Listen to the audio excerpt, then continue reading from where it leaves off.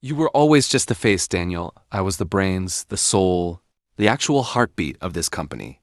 Ethan's voice cut through the bar like a blade, amplified by the cheap microphone he had insisted on using for his little celebratory toast. And the way the room went quiet around us stung more than I expected, because it wasn't just his words that landed, but the ripple of laughter that followed. A few claps even, like they had been waiting for him to say it out loud. And there I was, standing in the very bar where we had toasted our first signed client years ago, watching strangers, colleagues, and even a few so-called friends grin at my expense, some shaking their heads like they had always suspected this truth, and were glad to have it confirmed publicly. And I clenched my jaw so tight I swear I tasted iron, because humiliation like that doesn't just bruise, it brands you, it etches itself into your skin until you either bury it deep or carve your way out. Before we get deeper into this story, make sure you're subscribed, and tell us in the comments where in the world you're listening from. My name is Daniel Pierce.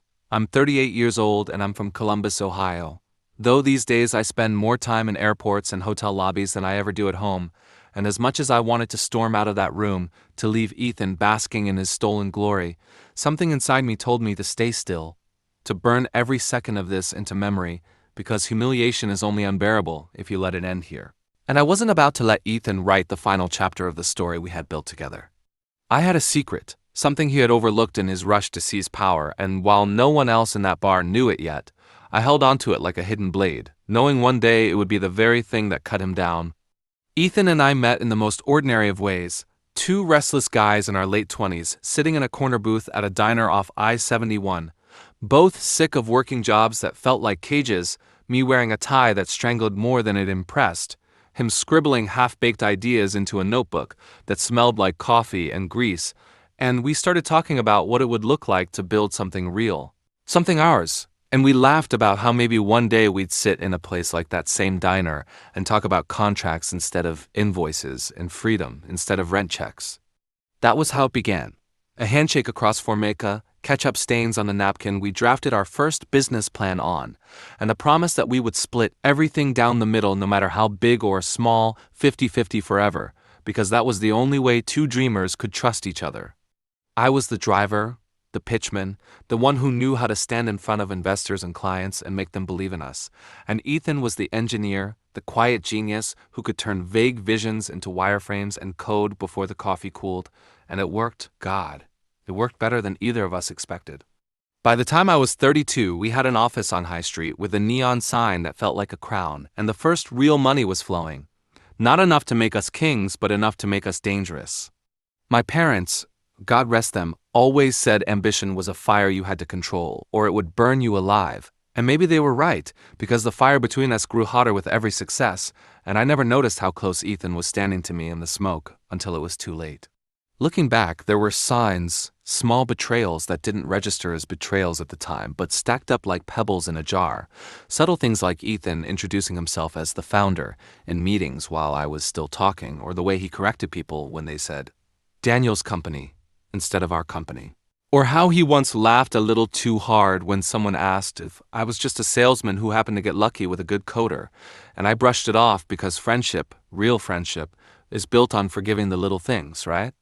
But what I didn't know, what I couldn't have known, was that Ethan's resentment wasn't about the company at all, not on the surface anyway, because while the obvious motive was money, the real venom underneath was jealousy. A festering anger that he never said out loud, but I felt in moments. Jealousy that clients remembered my name more than his, that journalists quoted me in articles and not him, that investors bought into my pitch before they ever saw his code.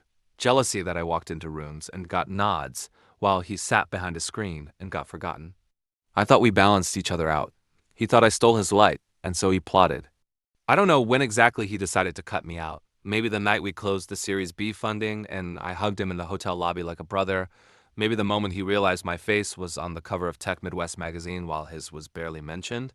But whenever it was, it brewed slow, like poison in a bottle, until the day he walked into a lawyer's office with forged papers, manipulated votes, and enough leverage to legally shove me off the board of the very company I bled to build. That night in the bar, when he said I was just the face, he was more right than he knew, because that's exactly how he painted me in the buyout documents. He tricked me into assigning, reducing me to a mascot instead of a maker, and I signed it because I trusted him, because we had a ritual, a pen we called the Lucky Pen, a heavy brass Parker I had inherited from my father. The kind of pen that made signing contracts feel like more than ink. It felt like history, and every major deal we ever closed, Ethan would grin and say, "Bring out the Lucky Pen," and we'd laugh and scribble our names side by side like two kids claiming the world. That pen was with me in the bar that night, sitting heavy in my jacket pocket, like a reminder of both my stupidity and my faith, and I swear it hummed with anger every time Ethan raised his glass in mock victory. Most people that night saw me as broken, humiliated, stripped of everything I had worked for, but what they didn't see was that Ethan's entire empire now rested on signatures made with my father's pen. And there was something about that he had overlooked, something about ownership, timing, and the law that he had arrogantly dismissed in his hunger to see me fall. I smiled then, just a little, because Ethan thought he had ended my story, but what he had really done was give me the perfect weapon, and I was going to use it to burn his stolen kingdom to ash. The weeks after that night moved like molasses and wildfire at the same time, slow when I sat alone in my apartment staring at the ceiling fan turning shadows across the plaster, and fast when Ethan's face kept flashing across business journals, LinkedIn posts, and glossy interviews where he spoke about his vision and his leadership. The kind of empty words that made my stomach churn because every syllable had once belonged to me. Every dream he was selling had been born in that greasy diner booth with my handwriting scrawled on napkins. Not his, and yet the world was buying it, applauding him, and treating me like a footnote, the discarded salesman who had gotten lucky before being replaced by the so-called true genius. Friends I thought were mine stopped calling. Investors who once toasted me at rooftop parties now crossed the street to avoid eye contact, and even my mother's old neighbor, a sweet woman in her 70s, who had clipped every newspaper article about us, asked gently if maybe I'd overextended myself, and Ethan had been the one keeping the company alive all along. And I laughed in her face before realizing she wasn't trying to hurt me, she was just parroting what she'd read in the Columbus Dispatch. And still, I played the part of the fallen man, the bitter loser who'd been outplayed, because Ethan needed me to be broken. He thrived on the story of my collapse, and if I showed my hand too soon, if I revealed the blade I was sharpening, then the trap I was setting would never spring shut, and so I let him win his parades while I sat in the dark, pretending to lick my wounds. But pretending doesn't mean doing nothing, and behind the curtain I started moving pieces, small ones at first, things no one but me would notice, like pulling old contracts from my fireproof safe, copies of every deal we'd ever inked with that brass Parker pen, each one carrying not just our names but timestamps, margins, and a peculiar clause I had slipped in years ago at the advice of an old lawyer friend, a clause Ethan had skimmed past without understanding, because while he was brilliant with code, he was careless with language, and I wasn't. The clause basically tethered all intellectual property back to joint ownership unless explicitly waived in writing, and guess what? The only waiver ever signed, the one that supposedly cut me out, had been rushed, celebratory, and notarized in sloppy fashion, leaving just enough ambiguity to make it vulnerable. That was the seed, the cryptic advantage I had hinted at, and now I watered it quietly, checking filings, researching case law, talking to people who owed me favors from conference panels and charity dinners where I had once saved their skin with a last-minute intro or speech. And as I worked, I kept Ethan close, or rather, he kept me close without realizing, because he had this cruel streak where he liked to parade his victories in front of me, sending invites to launch parties, CCing me on press blasts like I should applaud him, even leaving voicemails with smug lines like, "Hope you're doing okay, buddy, maybe one day I'll hire you back as our brand ambassador." I'd listen to those messages alone, the glow of my phone screen painting my apartment in sickly blue, and instead of smashing it against the wall, I'd breathe slow, imagining his voice cracking when the ground finally gave out beneath him. Still, there were moments when I almost lost it, moments where the weight of being invisible pressed too hard, like the day I drove past our old office on High Street and saw the new logo plastered across the windows. A logo Ethan had designed without me, cold, clinical, stripped of the warmth I had fought for, and inside through the glass I spotted employees I had recruited, laughing and typing like nothing had changed, like I hadn't bled for them, and my hands gripped the steering wheel so hard my knuckles went white. Or the night I ran into Claire, one of our earliest hires, at a bar near campus, and she hesitated before saying hello, then leaned in and whispered, "I'm sorry, Daniel. But he told us you left because you couldn't handle the stress, that you almost tanked the company." And I just nodded, swallowing the bile rising in my throat because arguing would only make me sound bitter, and bitterness was a costume Ethan wanted me to wear. The lowest point came at Thanksgiving, when I drove back to Columbus to see my sister and found out she had invited Ethan too, claiming she didn't want to take sides, and there he was, sitting at my parents' old oak table, carving turkey like he belonged there, and he raised his glass across the table with that smirk and said, "To family." And everyone laughed like it was charming, and I excused myself to the porch where the cold air bit my face and I realized I was shaking, not from anger but from the effort it took not to drag him out into the street right then and end it in fists. But restraint was everything, because revenge isn't loud, it's patient, it's surgical, and the more he thought he had buried me, the sweeter it would be when he realized I was the one writing his eulogy. Then came the small win that nearly gave me away. An investor named Carol, one of the few who still answered my calls, pulled me aside at a networking mixer and whispered, "Daniel, there are whispers Ethan's over-leveraging, that he's expanding too fast, chasing valuation instead of profit. I thought you should know." And God, it lit me up inside like oxygen to a dying ember, because I knew Ethan, I knew his greed, his hunger to prove he was the sole genius. And if he was indeed scaling too fast, then the cracks were forming already, cracks I could widen with the right pressure. I walked home that night under the dim glow of streetlights, snow crunching under my boots, and for the first time in months I smiled without forcing it, whispering to myself, "It's coming." But just as hope flickered, a harsher setback crushed it. A letter from Ethan's lawyers landed on my doorstep, accusing me of slander, threatening legal action if I continued interfering with company affairs. Which meant he had caught scent of my quiet moves, not the full picture, but enough to put me under surveillance, and for a moment I thought I had overplayed my hand.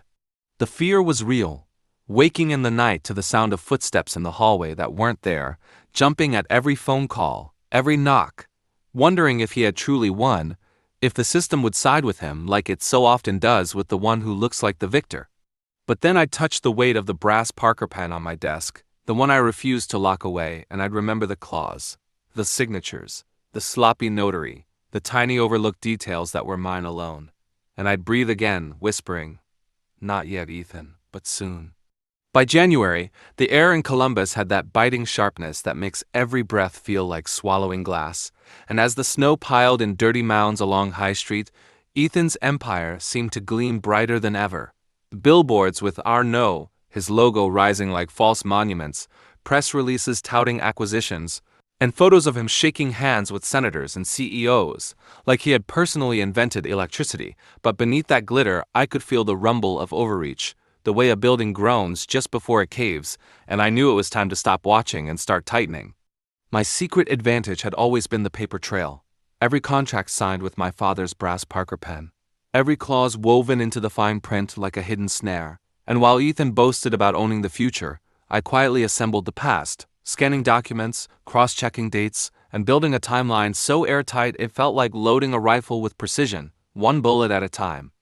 I even drove back to my old law school buddy, Caleb, who had once joked that I was the only businessman who read contracts like novels, and when I laid the paperwork in front of him, his eyes widened, then narrowed, and he whispered, "Jesus, Daniel, do you realize what you have here? If this goes to court, he's finished. But you can't rush it. You've got one shot." I nodded, because I already knew revenge isn't about speed, it's about patience, and the clock was ticking in my favor whether Ethan knew it or not.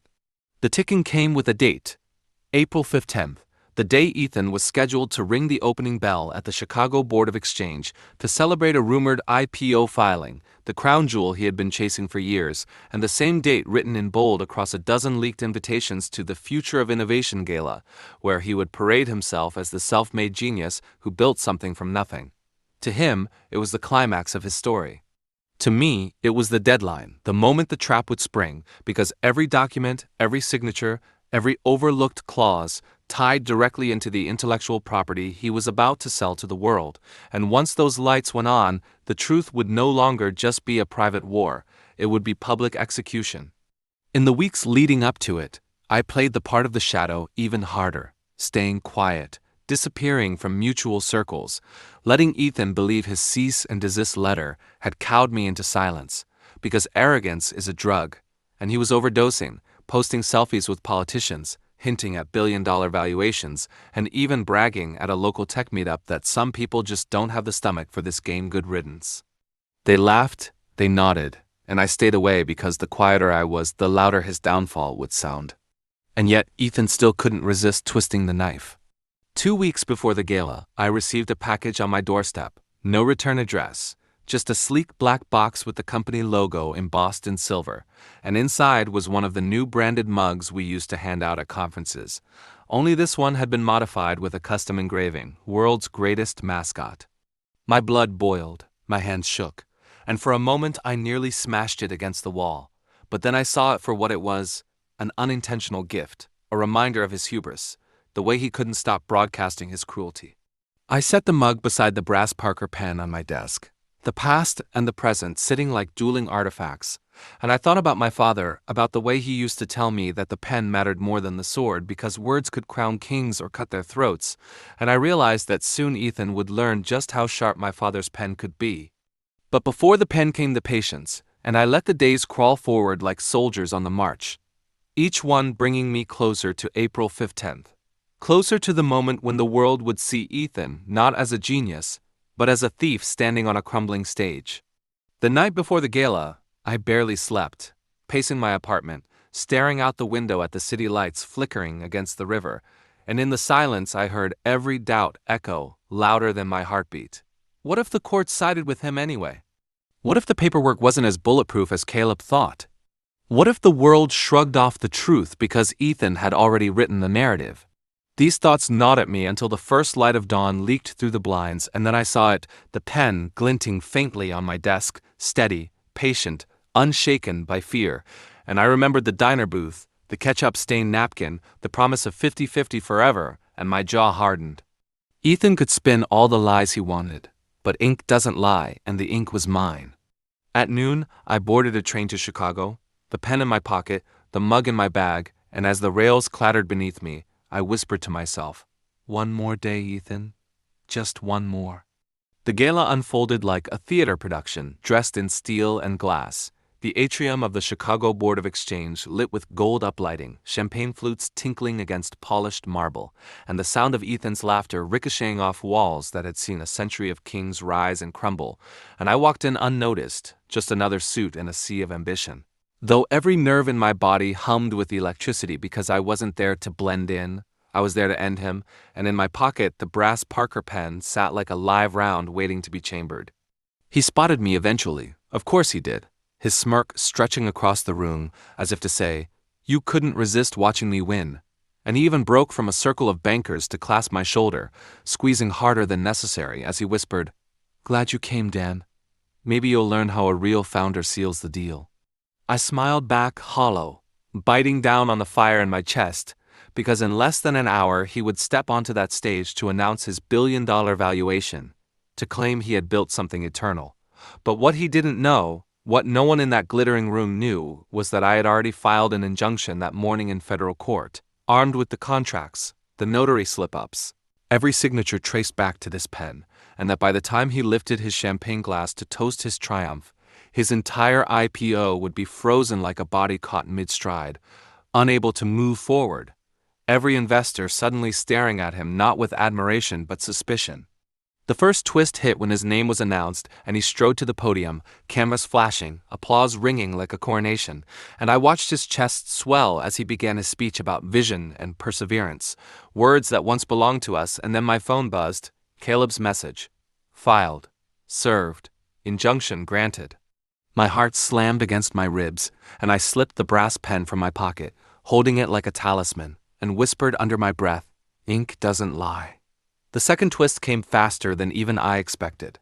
Midway through Ethan's victory speech, just as he was boasting about proprietary technology, a commotion rippled through the back of the hall as two court officers stepped forward, documents in hand, their presence slicing the atmosphere like a guillotine. And suddenly the applause faltered, the camera swiveled, and Ethan's voice cracked for the first time in years as he stammered, "There must be some mistake," his eyes darting to mine with a flash of panic he couldn't disguise.